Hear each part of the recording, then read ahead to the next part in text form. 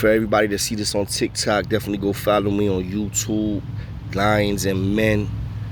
Definitely got plenty of content on there for y'all to entertain, y'all to learn from. Now let's get into it.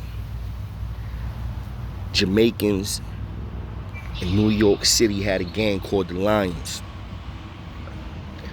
They had somewhat of an alliance with the Bloods in the beginning too. You know, a lot of them became Blood actually. But you know, you always got those that don't care about that. They don't care about alliances. I mean, it is what it is when you got the numbers. This individual did that. The main dude that got violated, the Jamaican that was a lion, I forget his name. So he lucky on that one. But the dude that put the work in on him, I didn't forget. And his name is Razor. You know, I don't know if he home. He might be home now. Who knows? He was doing a lot of numbers when I seen him. He from Harlem. So him, a couple of the homies that was in the Beacon, you know, ended up getting so many numbers in the house where the phone time was becoming an issue. So now it's like 30 Bloods in one house. You got 2 kings, me being one of them. And then you got a bunch of neutral people. You got neutral dudes, you got 5%ers, but you only had the one Jamaican dude, and he was on the phone with the Bloods. But he had like prime time slot. So this dude Razor, he's a grimy ass dude. Like, he's just greasy and grimy and slimy. Like, I literally seen him and some other grimy, slimy dude called Joker. Like, facts. Joker was a grimy, slimy, backstabbing ass dude too. Both of these dudes they jumped some bird ass dude. He had fronts on, bro. They took his fronts out, washed it out, and started throwing it in their mouth. Who does that? Bro, them shits ain't even fitting, and they try to throw it on like, nah, it fit. Facts. Can't make this up. So now these 2 same individuals are in the unit that I'm talking about where this situation took place with the Jamaican guy. And this is how it transpired. So basically, Razor calls the Jamaican dude. He starts asking a lot of dudes like, yo, what's up about him?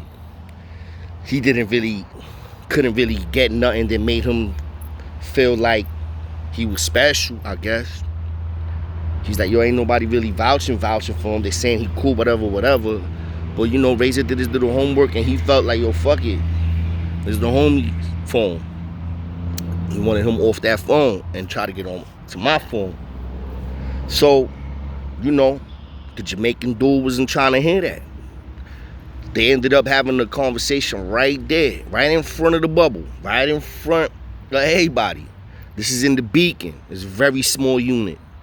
It's very compressed and tight is what I mean by small. The population is like no more than 50 in that specific cell block. Right, no more than 50.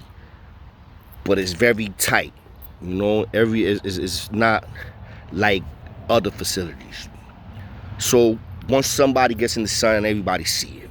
Dudes start getting mad loud. Razor's like, whoa. I'm saying, what you talking about? And the Jamaican dude where he slipped up at is that he really thought it couldn't happen. Cause he was too much like in his self, like, is this dude really, he think he don't know who I am type shit? Like, I'm a killer, I'm a murderer. Cause the dude was. He was in there fighting like 2 bodies, bro. The Jamaican dude was allegedly, you know what I mean, fighting 2 homicides. It's sticky out here, y'all. So he's too feeling himself so much that when Razor's like, yo, so what up? They about to throw their hands up. He's still looking at him like, how dare you? Type shit. And by the time he went to put his hands up, Razor just rocked him. Mouthed him with the 2-piece. He didn't see it coming. Put him to sleep. Literal sleep. Dreams and nightmares. He was having them all. He was having them all, bro. He just mean. He hit him with the 2-piece. Dropped him. Complete snoring. Dead serious. Now, all the wolves are circling. Some dudes is like, oh, like some people, you know what I mean, knew that this dude was supposedly like a gunslinger and all this, and now he just got knocked cold the fuck out in front of everybody. So now this, when it happens in this type of atmosphere, it emboldens the lions and the gorillas. It emboldens them because they see a sheep now. They see food. Like, ooh, I'm hungry. So now Razor walking around, you see him on the floor snoring. Hit him with a couple of shoves with the foot. Then he could have violated him. Nah, you know what he did? He went and grabbed, back then they used to sell 2 liters soda. We used to keep them, put water in it, make Kool-Aid or have soda in it, whatever. It won't be cold, but we'll have it. He went, grabbed, bust open one of them 2 liters, walked over to the dude while he was talking all type of shit, like, yo, I didn't, he was just feeling himself. He's like amping himself up more. He just knocked somebody out that supposedly somebody too. Walked over to him, poured the whole 2 liter in the nigga face. Then slapped him. Yo, wake up. Yo, get this dude up. This dude choking on Kool-Aid, hitting his face, he get up. Or disoriented, he just got knocked the F out. You just having dreams and nightmares.